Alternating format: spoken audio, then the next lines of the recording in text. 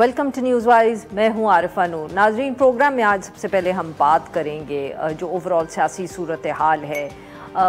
हुकूमत के सामने लगता है कि कई फ्रंट्स खुल गए हैं और वो क्या सोच रही है उन सब के बारे में। एक तरफ तो पाकिस्तान तहरीक इंसाफ है, पाकिस्तान तहरीक इंसाफ एहतजाज की भी दोबारा तैयारी कर रही है। हुकूमत से, पंजाब हुकूमत से वो लाहौर में जलसे की भी इजाज़त मांग रहे हैं। दूसरी तरफ उनसे जो मुज़ाकरात चल रहे थे वो मुज़ाकरात क्या अब आगे बढ़ाने में हुकूमत की कोई दिलचस्पी है कि नहीं। पाकिस्तान तहरीक इंसाफ का मौक़िफ़ तो वाज़े हो चुका है। इसके साथ साथ एक तरफ सहाफ़ी जो हैं वो भी एहतजाज कर रहे हैं। पीका का जो कानून पास हुआ है उसके असरात तो मेरे ख़्याल में सहाफ़त से भी बहुत आगे के हैं, मगर अभी एहतजाज जो है वो सहाफ़ी ही कर रहे हैं। फिर इसके साथ साथ जो दूसरा एक इशू चल रहा है, जो वकला भी थोड़ा थोड़ा नाराज़ नज़र आ रहे हैं जिस तरीके से हुकूमत ने तब्दीलियाँ की हैं 26वीं आइनी तरमीम के बाद। जुडिशरी में इस्लामाबाद हाई कोर्ट में अपॉइंटमेंट्स जो हुई हैं तो काफ़ी शिकायत हर तरफ से आ रही हैं। फिर सिक्योरिटी सिचुएशन तो जो है सो है। तो किस तरह सोच रही है हुकूमत इन सब मसाइल के बारे में। साथ में अब ये भी कहा जा रहा है कि IMF का जो अगला मिशन है उसका भी इंतज़ार है और गालिबन इसी तनाजुर में बहुत तेज़ी से जो है वो कानून साजी भी हो रही है। जो एग्रीकल्चर टैक्स के हवाले से था KP में और पंजाब में तो कानून साजी ये हो गई थी, सिंध के दिनों में हुई है और वज़ीर आला सिंध ने बहुत वाज़े कर दिया कि ये सारा जो फ़ैसला किया गया है ये वफाकी हुकूमत के दबाव तले किया गया है क्योंकि उन्होंने कमिटमेंट्स कर दी थी IMF से। इन सारे इश्यूज़ पे बात करने के लिए आज हमारे साथ मौजूद हैं बैरिस्टर अकील मलिक साहब, मुशीर हैं वज़ीर आज़म बराए कानून और इंसाफ। Welcome to the show sir. Barrister साहब, सर सबसे पहले तो अब ये बताइएगा कि अब पाकिस्तान तहरीक इंसाफ तो जैसे अब दोबारा एहतजाज लगता है कि उसकी तैयारी कर रही है। स्वाबी में भी जलसा है, वो ये भी इल्ज़ाम लगा रहे हैं कि पंजाब में उनके जो लीडर्स हैं, उनके वर्कर्स हैं, उनके घरों पे रेड दोबारा शुरू हो गई है। फिर वो लाहौर में जलसे की भी बात कर रहे हैं। तो सर उनका जो ये रवैया है इसकी वजह से क्या हम ये समझें कि जो आप लोगों के अब मुज़ाकरात थे दे आर ओवर, आप लोगों ने वो जो कमेटी एक बनाई थी उसको अब डिज़ोल्व कर दिया है? बिस्मिल्लाहिर्रहमानिर्रहीम। बहुत बहुत शुक्रिया आरफा साहिबा। देखिए, मुज़ाकरात के हवाले से तो मैं ये आपको बता सकता हूँ कि वो अब स्टेटस को हो गए हैं और जूं की तूं सिचुएशन है और उसमें क्योंकि पेशरफ्त PTI की तरफ से नहीं हो सकी और वो बीच रस्ते या राह फरार जो इख्तियार की उन्होंने मुज़ाकरात को in the middle of nowhere वो छोड़ के चले गए। हम तो बैठे और 45 मिनट इंतज़ार भी किया, जवाब के साथ तैयार भी थे। शिक बाय शिक तमाम तर मामलात पे हमने उनको जवाब भी देना था और जो सुनानी थी उन्होंने बातें उसकी सुनने के लिए भी हम तैयार थे। लेकिन वो चौथी नशिस्त तो हो ना सकी और उससे कबल जो 3-4 दिन पहले ही उन्होंने अंदिया दे दिया या इशारा कर दिया था कि हम नहीं बैठेंगे। लेकिन हमारा फ़र्ज़ था बैठना और हम बैठे, इंतज़ार किया। कमेटीज़ अभी तहलील नहीं सर, हुई। बट आगे अब अच्छा नहीं हुई तहलील। जी फरमाइए सर, माफ़ करिएगा आपकी बात। जी वो कमेटी PTI ने तो अपनी तय जो है वो तहलील कर दी है और बिल्कुल PM साहब ने भी कहा था कि ये तहलील कर दें। लेकिन आई थिंक जो भी फ़िलवक़्त मामला है, क्योंकि स्पीकर साहब ने ये तहलील करनी है, कमेटियाँ जो ऑफिशियली नोटिफाइड हैं, तो स्पीकर साहब ने फ़िलवक़्त I think may be there is a ray of hope in PTI कि शायद वो सड़क की सियासत जो एक जलाओ घराओ की सियासत है या रोडों पे जो जिस किस्म की सियासत वो करना चाह रहे हैं, जलाओ घराओ की सियासत है, इश्तियाल की सियासत है, पड़ाव की सियासत है, उसको तर्क करके वो मेज़ पे बैठें और मेज़ पे बैठ के सियासी जमातों के साथ सियासी मसाइल का हल तलाश करें। सर, बट आप लोगों को कोई परेशानी इस बात की तो नहीं है कि अब लग रहा है कि जैसे और भी जो अपोजिशन की जमातें हैं वो पाकिस्तान तहरीक इंसाफ से मिल रही हैं, कोई गुफ्तगू हो रही है? गुज़िश्ता दिनों में भी हमने देखा कि बहुत बड़ी एक बैठक हुई जिसमें मौलाना फजल रहमान साहब भी मौजूद थे, अचक ज़ई साहब भी मौजूद थे, शाहिद खाकान अब्बासी साहब भी मौजूद थे। बड़ी उन्होंने हम कह सकते हैं ख़ासतौर पे मौलाना साहब की तो जो टोन थी बहुत सख्त थी, उन्होंने फ्रेश इलेक्शंस का भी मुतालबा किया। دیکھیں میں سمجھتا ہوں وہ نشست بھی نشستن اور برخاستن ہی تمام تر معاملات ہوں گے، اور اس کی وجہ یہ ہے کہ اس کی دو ریزنز ہیں. پہلی بات ہے پاکستان کسی الیکشن کا متحمل ابھی فی الوقت نہیں ہو سکتا. جو الیکشن یا بیر منیمم جو انہوں نے آپس میں ایجنڈا طے کیا ہے، اور اس کی وجہ یہ ہے کہ مولانا صاحب کے ساتھ جو معاملات یا جو بات چیت ان کی چل رہی ہے، مولانا صاحب ہمارے ایک نیچرل اتحادی رہے ہیں پی ڈی ایم کے ٹائم پہ بھی اور ادروائز بھی، اور مولانا صاحب کے کندھوں پہ یہ تو بڑے ناراض ہیں وہ آپ لوگوں سے. مولانا صاحب کے بالکل ہمیں ان کے ساتھ فردر انگیجمنٹ کی ضرورت ہے، ہمیں ان کے تحفظات کو دور کرنے کی ضرورت ہے. لیکن مولانا صاحب دو ٹوک موقف اپنا چکے ہیں اور وہ کہہ چکے ہیں کے پی میں جو حکومت ہے وہ فارم 47 کی حکومت ہے اور بہت زیادہ ریزرویشنز ہیں، اور ان کے مینڈیٹ کو جو ہے وہ افیکٹ کیا گیا ہے کے پی میں. تو وہاں پہ پہلے کمیشن بنایا جائے، وہاں پہ پہلے اس کی تحقیقات کروائی جائیں. جو مولانا صاحب کی ریزرویشنز ہیں یہ پارٹی وہاں پہ ان کی تحفظات کو دور کرے، اس کے بعد پھر بات ہو سکتی ہے. وہ تو شاید فارم 47 کی حکومت آپ لوگوں کو بھی بلاتے ہیں، آپ کو صرف کے پی والی ان کی بات یاد ہے. لیکن اس میں نہیں عارفہ صاحبہ، میں بساط احترام یہ ضرور کہوں گا کہ جو ایک ذہنی ہم آہنگی ہے، جو سیم ویو لینتھ ہے، جو شیئر ہم اور ہماری سیاسی جماعت مولانا صاحب کے ساتھ کرتی ہے، اس میں وہ ایک بڑا نیچرل الائنس بنتا ہے. کیونکہ یہ جو مخصوص سیاسی جماعت پی ٹی آئی کی اگر بات کی جائے، یہ تو تکیہ کیے ہوئے تھے ٹرمپ کے اوپر کہ ٹرمپ آئے گا پہلی تقریر میں عمران خان کی رہائی کی بات کرے گا اور اس کا نام لے گا. لیکن کل جو ہوا، جو غزہ میں نسل کشی کو پروان چڑھانے کے لیے یا فلسطینیوں کے حق پہ جو حق تلفی کی انہوں نے بات کی، اس پہ تو کوئی میں سمجھتا ہوں کہ کسی قسم کا الائنس ان کا نہیں بن سکتا مولانا صاحب کے ساتھ. ان کا بڑا دو ٹوک موقف ہے، حکومت کا بڑا دو ٹوک موقف ہے، ہماری سیاسی جماعت کا بڑا دو ٹوک موقف ہے. تو وہاں پہ جس طرح کرسی درست کی گئی نیتن یاہو کی ٹرمپ کی طرف سے اور ٹرمپ کے اوپر تکیہ کر کے بیٹھے ہوئے تھے، تو میں سمجھتا ہوں کہ وہ ایک بڑا اسٹیٹڈ پوزیشن ہے، بڑا سٹرن سٹانس ہے. یہ کہہ رہے ہیں کہ آپ لوگ اب امریکہ سے اپنے آپ کو دور کریں گے اپنے آپ کو، ہم نہیں دور کریں گے.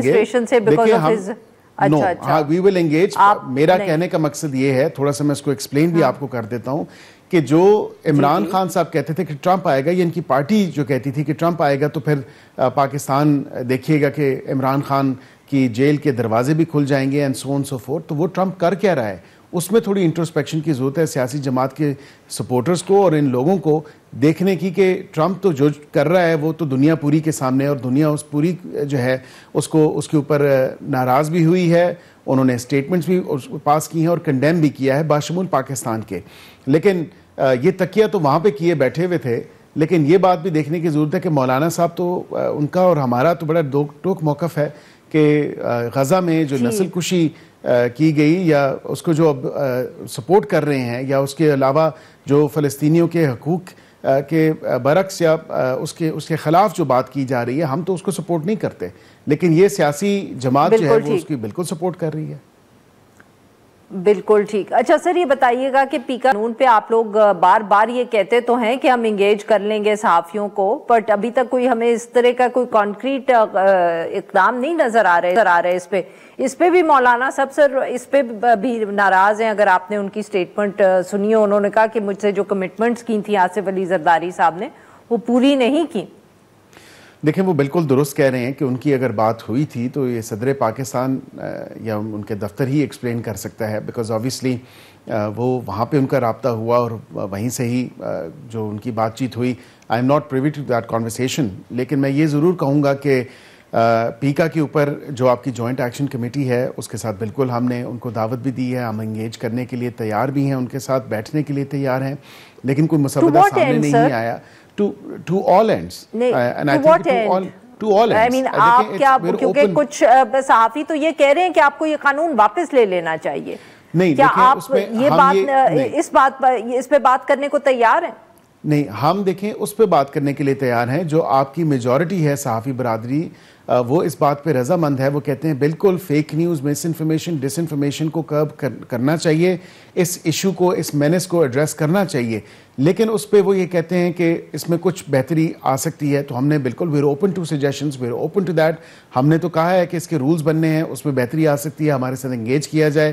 ہم نے کہا ہے کہ اگر ایسی کوئی شک ہے جس سے آپ یعنی کہ آپ رولز جو بنائیں گے اس میں آپ تبدیلی کریں گے، آپ قانون میں تبدیلی نہیں کریں گے. قانون میں بھی قانون میں بھی ہو سکتی ہے. اگر آپ دیکھیں ہمارے ساتھ بیٹھے ہیں آپ کی جوائنٹ ایکشن کمیٹی, وہ بیٹھے, وہ بتائے کہ 26A میں کیا بہتری مزید لائی جا سکتی ہے, تو اس پہ بھی بات ہو سکتی ہے. ہم نے کبھی ڈینائی نہیں کیا, کبھی انکار نہیں کیا, لیکن اسی کے ساتھ اب PFUJ نے اس کو چیلنج کر دیا اسلام آباد ہائی کورٹ میں, سپریم کورٹ میں وہ آلریڈی چیلنج ہے. ہم پھر بھی ڈسپائٹ آل آف دس ہم بیٹھنے کے لیے تیار ہیں, ہم انگیج کرنے کے لیے تیار ہیں. ہم چاہتے ہیں کہ اس میں مزید بہتری آ سکتی ہے. آپ بالکل جو آپ کی طرف سے مسودہ ہے وہ بالکل لے کے آئیں, ہم بالکل بیٹھیں گے. رانا صاحب نے کہہ دیا وہ بیٹھیں گے, میں کہہ رہا ہوں ہم بیٹھیں گے, فیڈرل منسٹر آف انفارمیشن کہہ چکے ہیں وہ بیٹھیں گے. تو ہم تو بیٹھنے کے لیے تیار ہیں. We are not backing out from this and we are not backing off. تو ہم تو یہ کہتے ہیں کہ ہم انگیج کریں گے آپ کے ساتھ. آپ کی جوائنٹ ایکشن کمیٹی وہ بالکل آئے, ہمارے ساتھ انگیج کریں. بٹ صاحب ہیں وہ انگیج کریں, دیگر آپ کے آفس بیررز ہیں وہ انگیج کریں. ہم تو بالکل بیٹھنے کے لیے تیار ہیں. بالکل صحیح. بہت بہت شکریہ سر, آپ نے ہمارے لیے وقت نکالا. ناظرین, یہاں ایک چھوٹی سی بریک ہو, جو ہم بریک سے واپس آئیں گے تو ہم بات کریں گے ایک بہت اہم کیس جو سپریم کورٹ کے سامنے ہے.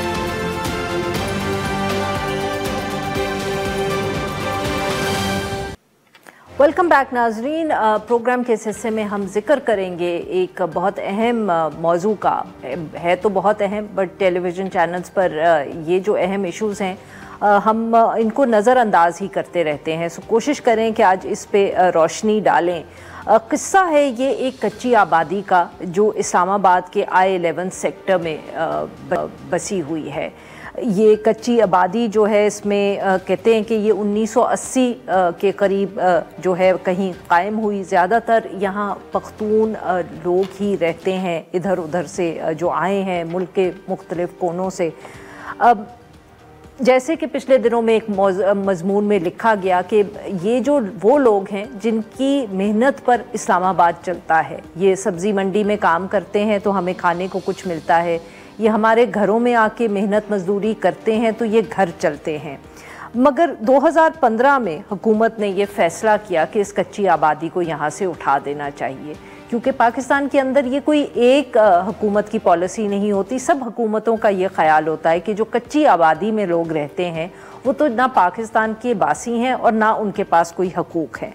تب اس ایوکشن کے فیصلے کے خلاف سپریم کورٹ میں ایک پٹیشن دائر کی گئی تھی 2015 کے بعد. اب 2025 میں سپریم کورٹ نے اس معاملے کو ایک دفعہ سنا اور پھر ایک جو رپورٹ تھی وہ انہوں نے اس پہ منگوائی CDA سے. تو اس سارے ایشو پہ بات کرنے کے لیے آج ہمارے ساتھ موجود ہیں عاصم سجاد صاحب. کالم نویس ہیں, قائد اعظم یونیورسٹی سے وابستہ ہیں اور وہ پٹیشنر بھی تھے اس جو یہ پٹیشن سپریم کورٹ میں دائر کی گئی تھی.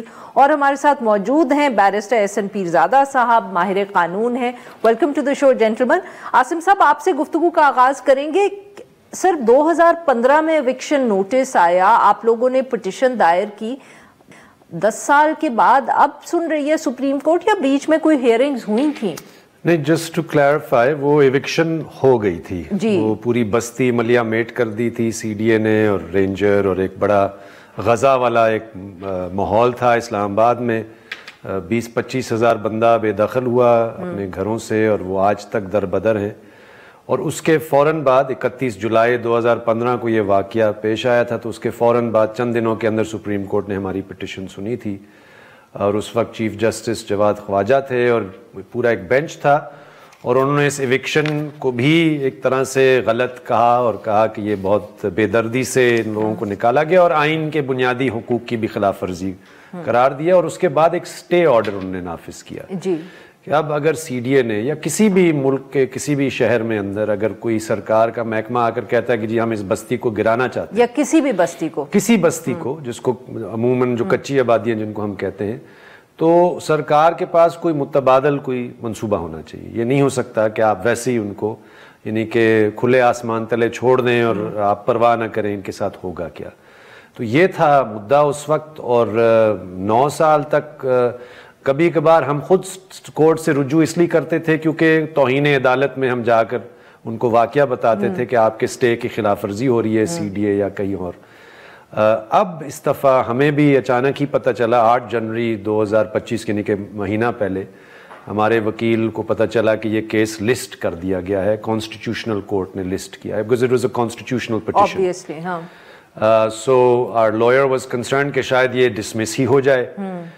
جیسے آپ نے ابھی بتایا کہ وہ ڈسمس تو نہیں ہوئی اور یہ کہا گیا کہ بھی آپ 4 ہفتے کے اندر رپورٹ دیں. بٹ یہ 10 سال میں ہم نے بہت ساری رپورٹیں دیکھیں, آئیں گئیں. ہم سے تو باقاعدہ ایک متبادل لیجسلیشن کا بھی کہا گیا جو کہ ہمارے وکیلوں نے تیار کیا کہ اسلام آباد کے اندر اگر ہم ناٹ جسٹ ایگزسٹنگ کچی آبادیز بٹ لو انکم ہاؤسنگ کے لیے بھی کوئی منصوبہ بندی ہونی چاہیے. بستیاں بنتی اس لیے ہیں کیونکہ شہر کی طرف جو مزدور رجوع کرتا ہے یہاں پہ سوائے کچی آبادی اس کے علاوہ اس کے پاس کوئی آپشن نہیں ہوتا. تو یہ سب کچھ ہوا, رپورٹیں بھی ہوئیں, بہت سارے ہم نے اچھی تجاویز بھی دیں, لیکن آج تک ہم نے تو نہیں دیکھا سی ڈی اے نے یا وفاقی حکومت نے کسی چیز پر عمل کیا. اور بلکہ اب تو ہم دیکھتے ہیں کہ وہ ہاؤسنگ اسکیموں کی بوچھاڑ پشاور موٹر وے تک بھی پہنچ چکی ہے اور بستیاں کے بارے میں آج بھی کوئی جامع پالیسی نہیں ہے. بالکل صحیح. احسن صاحب آپ نے بات سنی اس کیس کے متعلق, عاصم صاحب نے ہمیں بتایا, بٹ سر اب آپ بتائیں کہ ایگزیکٹلی اس پہ قانون ہے کیا, کیونکہ جو ہیئرنگ بھی پچھلے دنوں میں ہوئی اس میں جو کانسٹیٹیوشنل بینچ کے ہمارے ججز ہیں وہ بھی اس طرح کے سوال پوچھتے رہے ہیں کہ بھائی یہ کچی آبادی جو ہے اس کو ریگولیٹ کرنے کا اختیار کس کے پاس ہے, وفاقی حکومت, صوبوں کے پاس. جسٹس جمال مندوخیل صاحب نے تو یہ بھی پوچھا کہ کچی آبادی ہوتی کیا ہے. انہوں نے کہا جی بلوچستان میں تو صرف کچے گھر ہوتے ہیں. سو یہ بتائیں what does the law say about this? Thank you very much for having me again. جی میں تھوڑا سا اسٹارٹس آپ کو بتا دوں. اس ٹائم کے اوپر یو این کا جو 2020 کی ہیبیٹیٹ کی رپورٹ ہے اس کے مطابق پاکستان میں جتنی بھی آپ کی اربن پاپولیشن ہے یعنی کہ جتنے بھی شہر ہیں اس کی 56% آبادی جو ہے وہ کچی آبادی کے اندر رہ رہی ہے. یعنی کہ 56% لوگ شہروں کے, پاکستان کے شہروں کے کچی آبادیوں میں رہ رہے ہیں. اور اس کے بعد 2017 کی جو ہماری نیشنل سینسس کی رپورٹ ہے اس کے مطابق 38% اسلام آباد کے جو شہری ہیں جو تقریباً 3,72,000 یا 73,000 بنتے ہیں وہ کچی آبادیوں میں رہ رہے ہیں, جو کہ 20 یونین کاؤنسل 26 میں سے 20 یونین کاؤنسل کے اندر موجود ہیں. سو یہ تھوڑی سی ریالٹی. اب آ جاتے ہیں ہم ڈیفینیشن کے اوپر. لا ڈیفائن کرتا ہے کچی آبادی کو ایک ایسی جگہ جہاں لوگ رہ رہے ہیں ایک سرٹن ٹائم پیریڈ سے پہلے, اور اس کے اندر 40 ڈویلنگز ہونی چاہیے, یعنی کہ 40 گھر ہونے چاہیے. اور وہ ڈیفینیشن جو ہماری سمپل ڈیفینیشن ہے اس کے اندر فال کر جاتی ہے ایز کچی آبادی. نارملی جو اسٹیچوٹس ہیں آل اکراس دا پروونس وہ اس کو ڈیفائن کرتے ہیں 31 دسمبر 2011 سے پہلے کی جو آبادیاں ہیں وہ کچی آبادی کنسٹرو کی جائیں گی. اور سندھ نے ابھی لیٹسٹ امینڈمنٹ کر کے اس کو تھوڑا اور موڈیفائی کر کے اس ٹائم پیریڈ کو جو 1998 تک محدود تھا اس کو 2011 تک ایکسٹینڈ کر دیا. اب آ جاتے ہیں سوال کہ کچی آبادی کی ایکسیپشنز کیا ہیں.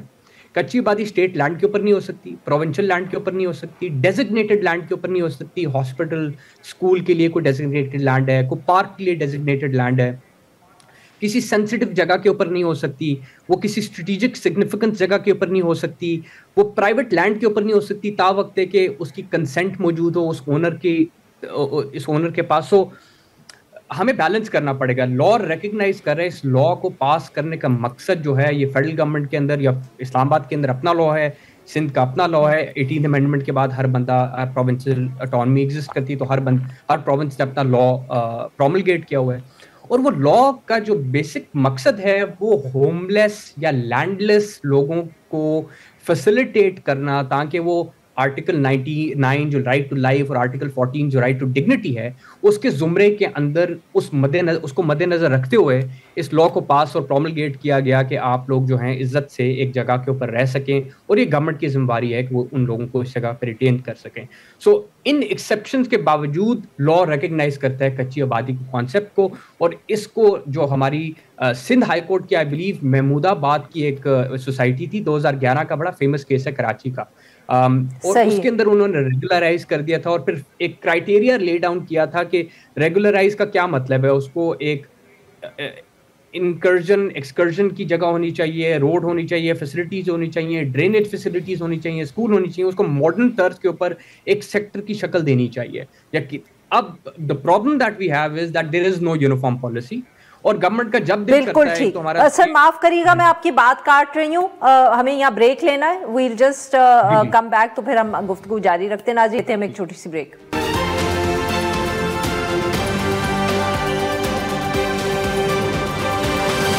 वेलकम बैक नाज़रीन। हम गुफ्तगू करें आसिम सजाद अख्तर साहब से और बैरिस्टर एहसन पीरज़ादा साहब से, और हम उनसे बात कर रहे हैं जो 2015 से ख़ास तौर पे ये केस चल रहा है सुप्रीम कोर्ट में इस्लामाबाद की कच्ची आबादियों के हवाले से। आसिम साहब, बैरिस्टर साहब की बात से तो मुझे लगा कि जैसे कानून साजी है और मौजूद है, क्या आपके ख्याल में CDA उसको विलफुली, जिसको कहते हैं, नज़रअंदाज करती है? कानून साजी मौजूद है कच्ची आबादियों के मुतल्लिक, जो बाकायदा कानून जो हमारे लिए कहीं से आप कह सकते हैं मॉडल कवानीन है, वो सिंध में पहले और फिर पंजाब में मौजूद हैं। Islamabad because it's a federal territory, it's sort of like a grey area. There are some, शायद एहसन साहब कैन हेल्प अस, में हो सकता है ऐसे कवानीन हो जो एक जनरल यानी कि इस हक को तस्लीम करते हो, जैसे उन्होंने बताया 40 घराने जहाँ पे मौजूद हैं तो आप इनको समरली इविक्ट नहीं कर सकते, लेकिन there is no Islamabad specific law. और जब हमारा 2015 में केस सुना गया था तो वन ऑफ द हियरिंग्स में यही बात हुई थी कि इस्लामाबाद के मुतल्लिक बाकायदा एक कानून साजी बनानी चाहिए। उसकी वजह यह है कि ज़रूरत इसलिए है because as you know Islamabad doesn't have an elected government, so the provinces are ruled by जिस हद तक भी होता है यहाँ पे मुंतखब हुकूमतों की। तो इस्लामाबाद में तो एक इदारा है और उसकी मनमर्जी होती है। तो हमारे यहाँ डिफैक्टो क्या है? डिफैक्टो ये है कि CDA कहता है कि हम 6 आबादियों को मानते हैं जो कि सेक्टर्स F6, F7, G8 में मौजूद हैं। लार्जली वो जो कि सैनिटरी वर्कर्स जहाँ पे रहते हैं, जो CDA की ज़रूरत है कि उनके दफातरों में जो काम करते हैं। बाकी जो हमारे हिसाब से एटलीस्ट 70 to 80 बस्तीज अब बन चुकी हैं, क्योंकि लोग आते रहे हैं इस अरसे में। इस्लामाबाद की आबादी तो बढ़ती चली गई है, मजदूरी करने के लिए लोग आते रहे, लोग बसते हैं, आबादियां बनती हैं। CDA के बकौल ये सब इंक्रोचमेंट्स हैं। हम किसी भी वक्त चाहे तो हम इनको बुलडोज चाहे, क्योंकि हमने बड़े बड़े प्लॉट बना के बेचने हैं तो हम लोगों को निकाल। और यही था कि हमारा जो स्टे था, और इसलिए हम सुप्रीम कोर्ट की तरफ फिर से देख रहे हैं कि अगर 2015 में भी, जैसे एहसन साहब ने कहा कि राइट टू लाइफ और right to dignity is enshrined in the constitution for anyone who has a शनाख्ती card, तो that shouldn't have changed in 10 years।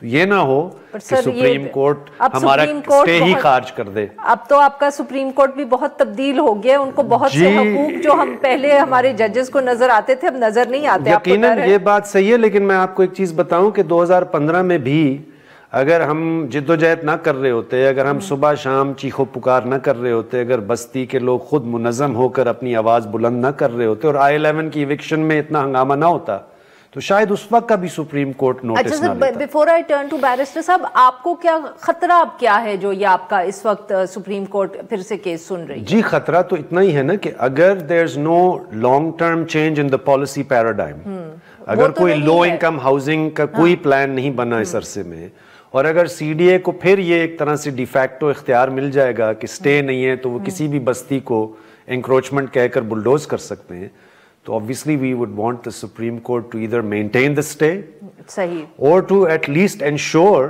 कि भाई कोई ऐसी लो इनकम हाउसिंग स्कीमों का कोई कयाम अमल में लाया जाए ताकि लोग फिर कच्ची आबादियों में ना बसें, या वो दरबदर ना हो अगर वो कच्ची आबादी में बस गए। जी बैरिस्टर साहब, यही सवाल आपके पास, क्योंकि आसिम साहब तो ऑब्वियसली जिस तरह का वो काम करते हैं वो शायद करते ही इसलिए क्योंकि उनको उनमें एक बहुत पुख्ता उम्मीद है कि इवेंचुअली अदलिया सही फैसले करेगी। बट सर, मुझे तो अब 2015 के बाद और आज में जो हालात हैं सुप्रीम कोर्ट में, बहुत खतरा लग रहा है कि ये इस केस का क्या बनेगा। मैं सबसे पहले तो पाकिस्तान की अवाम की तरफ से आसिम साहब को सलाम पेश करता हूँ। इसी तरह के लोगों की वजह से हमारा माशरा अभी भी कायम है, इनकी स्ट्रगल, इनका हालांकि आई एम श्योर इनका कोई इंटरेस्ट नहीं है, बट इसी तरह के लोगों की वजह से हमारा माशरा चल रहा है, और जो बचा कुचा हमारी कोई हमारे पास कोई इज्जत और कोई ऐसी चीज़ एग्जिस्ट करती है तो इन्हीं लोगों की वजह से है। The problem is not the law ji. Law का कोई, कभी कभार आप देखेंगे हमारी जो लेजिस्लेशन है वो इतनी ब्यूटीफुल लेजिस्लेशंस हैं, प्रॉब्लम ये हो जाता है कि जो इम्प्लीमेंटेशन के इदारे हैं वो क्या करते हैं उसके साथ। Possibility of abusing a law is so much कि आप देखें ना, एक बंदा अरेस्ट होता है और वो फिर वो क्या होता है और क्या नहीं होता, ये 1-2 सालों के अंदर हम लोगों ने एक कानून का जो मजाक उड़ते हुए देखा है, اس کے پیرائے کے اندر یا اس کو مد نظر رکھتے ہوئے آج ہم لوگ جو یہ بات کر رہے ہیں بڑے نفاست کے ساتھ, اس کے اوپر بندہ خود بھی تھوڑا سا ہنستا بھی اور پریشان بھی ہوتا ہے. But the problem is that CDA جو ہے وہ کچھ بھی کر سکتا ہے, یہ ریالٹی ہے, اور اگر قانون اس کو روک بھی رہا ہے تو وہ تب بھی کچھ بھی کر سکتا ہے. یہ بھی ایک ریالٹی ہے, بیکاز بہت بڑے بڑے ویسٹرن انٹرسٹ اور جو پراپرٹی ٹائکونز کے پیچھے جو ایک لابی ہے وہ اثر انداز ہوتی ہے. اور اگر یہ بندہ کہے کہ اثر انداز اس طرح کی کوئی چیز ایگزسٹ نہیں کرتی تو وہ میرے خیال سے ایک فولز پیراڈائز میں ہم رہ رہے ہوں گے. The problem is that Lahore high court کی ایک ججمنٹ ہے, اور بڑی انٹرسٹنگ ججمنٹ ہے 1998 کی, جو کہ کہتی ہے کہ آپ there needs to be a mechanism. آپ نے اس بندے کو جب نکالنا ہے تو it is the state's responsibility, whether it's federal government or the provincial government, کہ آپ نے اس کو rehabilitate اور reintegrate کرنا ہے. وہ ہم کرنے کے لیے تیار نہیں ہیں.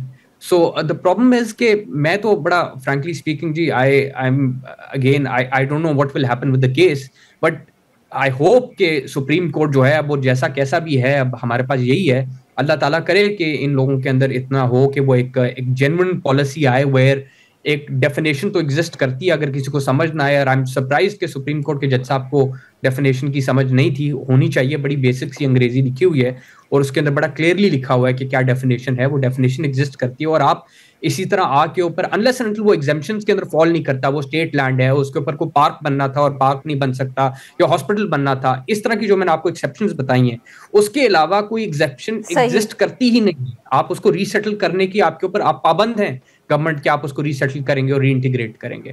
سو آئی ہوپ کہ یہ کلیئرٹی جو ہے وہ سپریم کورٹ میں بھی آ جائے اور یہ ہمارا حصہ بن جائے قانون کا انشاءاللہ. عاصم صاحب, we run out of time, but very quickly آپ کوئی کنکلوڈنگ ریمارکس دینا چاہیں گے اس ایشو کے بارے میں؟ جی دیکھیں, یہ ایک طبقاتی سماج ہے اور یہ ایک طرح سے طبقاتی جنگ ہے. ہمارے ہاں جو بڑے بڑے مگرمچھ ہیں جن پر کوئی قانون نافذ نہیں ہوتا, جو لاگو نہیں ہوتا, جو قبضے بھی کرتے ہیں, سب کچھ کرتے ہیں, وہ انکروچر نہیں کہلائے جاتے.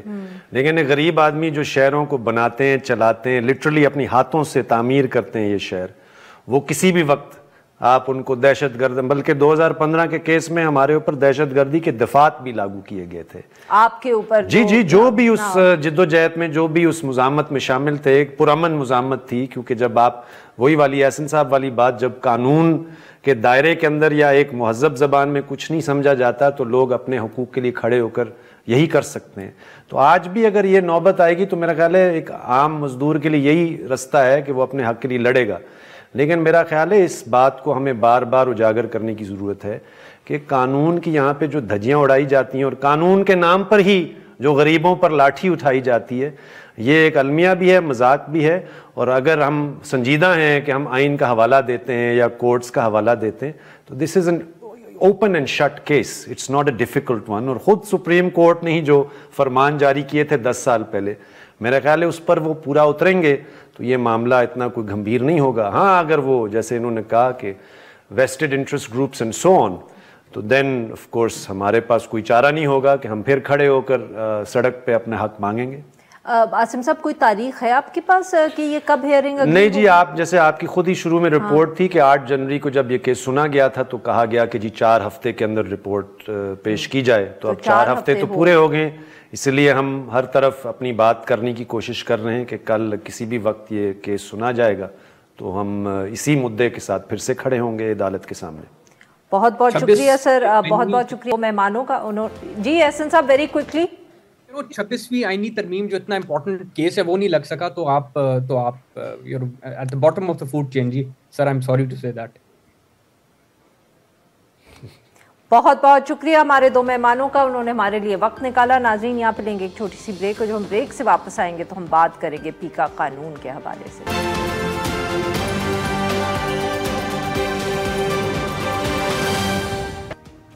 ویلکم بیک ناظرین. پروگرام کے اس حصے میں ہم ذکر کریں گے پیکا قانون کا. اس میں ترامیم حکومت نے کر لی ہے, اور جو ترامیم کے بعد قانون پاس بھی ہو گیا, اور اب ہم دیکھ رہے ہیں کہ اس کے نیچے گرفتاریاں جو ہیں وہ تیزی سے شروع ہو گئی ہیں.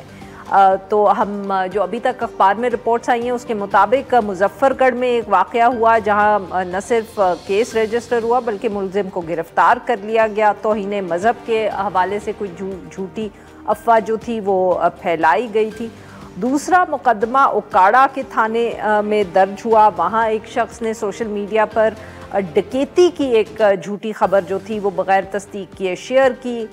पुलिस जो थी वो जगह पे पहुंच गई और वहाँ पता चला कि कुछ भी नहीं था। एक होटल था, वहाँ फिर मालिक ने एक वीडियो पैगाम के ज़रिए तरदीद की इस मामले की।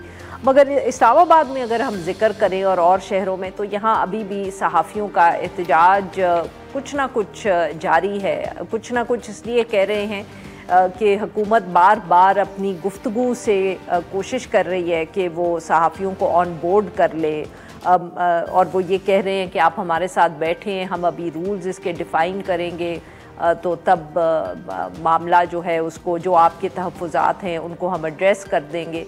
ये भी अहम बात है कि रूल्स अभी बने नहीं, मगर गिरफ्तारियां जो हैं वो शुरू हो गई हैं लोगों की, जैसे कि हमने आपको बताया, और केसेस भी रजिस्टर होना शुरू हो गए। सारे मामले पे गुफ्तगू करने के लिए हमारे साथ मौजूद हैं निगत दास, माहिर कानून है, डिजिटल राइट्स एक्सपर्ट है। वेलकम टू द शो निगत साहिबा।